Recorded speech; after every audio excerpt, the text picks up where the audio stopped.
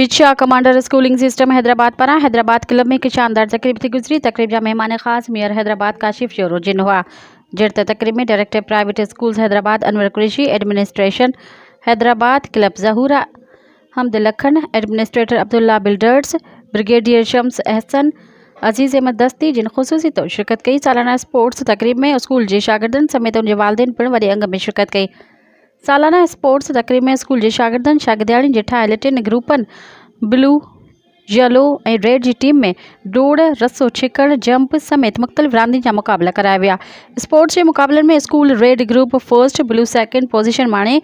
Winner और runner टीमुन में मेयर हैदराबाद काशिफ शोरो, स्कूल के chief patron commander Zulfiqar Ahmed Memon, Shagufta Zulfiqar Memon, brigadier Shams Ehsan, Zahoor Ahmed Lakhan जिन स्कूली शागिर्दन में इनाम ॾिना विया। मज़ीद ख़बरन ऐं तफ़सीलात लाइ विज़िट कयो असांजी वेबसाइट www.awamiNewsHD.com ऐं ॾिसंदा रहो अवामी न्यूज़ HD।